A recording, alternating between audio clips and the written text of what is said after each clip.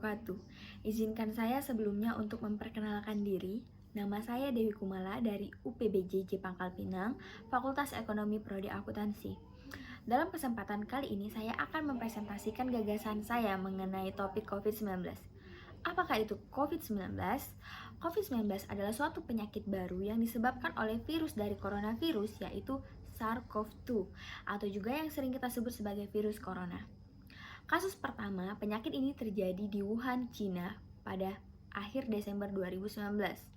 Setelah itu, COVID-19 menular antar manusia dengan sangat cepat dan menyebar ke sejumlah negara, termasuk Indonesia yang hanya dalam waktu beberapa bulan saja.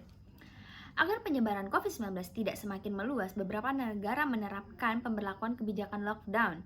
Di Indonesia, pemerintah menerapkan kebijakan pemberlakuan pembatasan kegiatan masyarakat atau PPKM untuk menekan penyebaran virus ini.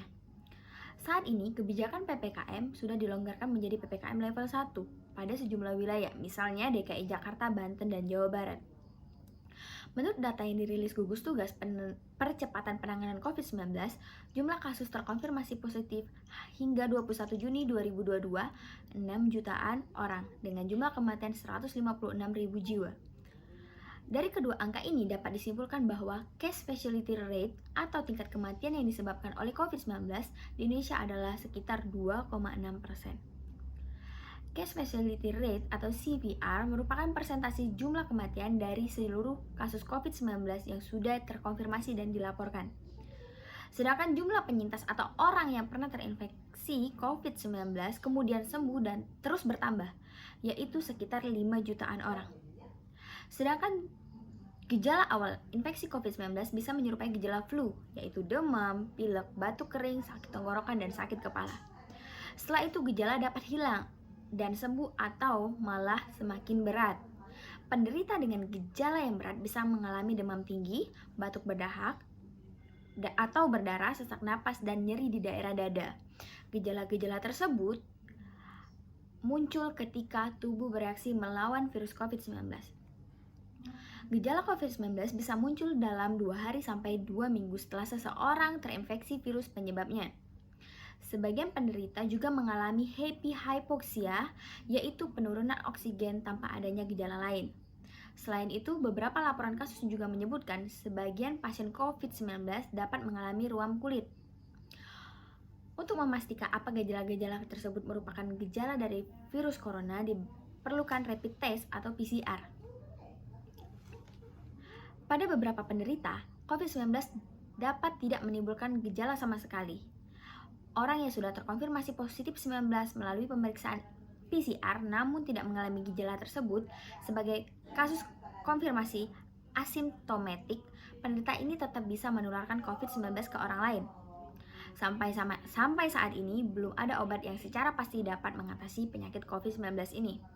Jika Anda didiagnosis COVID-19 tetapi tidak mengalami gejala atau hanya mengalami gejala ringan, Anda cukup melakukan perawatan atau isolasi mandiri di rumah.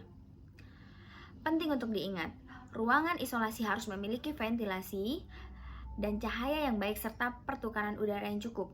Selain itu, ruangan isolasi yang wajib dibersihkan setiap hari dengan air sabun dan desinfektan. Selama isolasi mandiri, ada beberapa hal yang perlu kita perhatikan. Seperti lakukan isolasi mandiri selama 2 minggu dengan tidak keluar rumah dan menjaga jarak dengan orang lain dalam satu rumah. Kedua, selalu gunakan masker jika keluar rumah atau saat Anda berinteraksi dengan anggota keluarga yang lain. Ketiga, terapkan etika batuk, seperti menutup mulut saat batuk. Keempat, ukur suhu tubuh 2 kali sehari, pagi dan malam hari sebelum tidur. Kelima, cuci tangan dengan sabun, air mengalir, atau hand sanitizer. Banyak minum air putih untuk menjaga kadar cairan tubuh, istirahat yang cukup untuk mempercepat proses penyembuhan, konsumsi obat pereda batuk, demam, dan nyeri setelah berkonsultasi dengan dokter. Perhatikan gejala yang Anda alami dan segera hubungi dokter jika semakin memburuk. Saat ini, Indonesia sedang menjalani program vaksinasi COVID-19 secara bertahap sampai Juni 2022. dapat menunjukkan 96,6% penduduk telah menerima vaksin dosis pertama dan sekitar 80,91% telah menerima vaksin dosis kedua. Tambahan, ada sebanyak 23,59% penduduk sudah menerima vaksin booster atau vaksin ketiga. Vaksin COVID-19 bertujuan untuk membangun kekebalan tubuh terhadap virus corona, sekaligus membentuk kekebalan kelompok atau herd immunity. Makin banyak orang yang divaksin, maka cepat pula penularan COVID-19 terputus. Selain itu, kondisi ekonomi yang berdampak oleh pandemi juga akan pulih.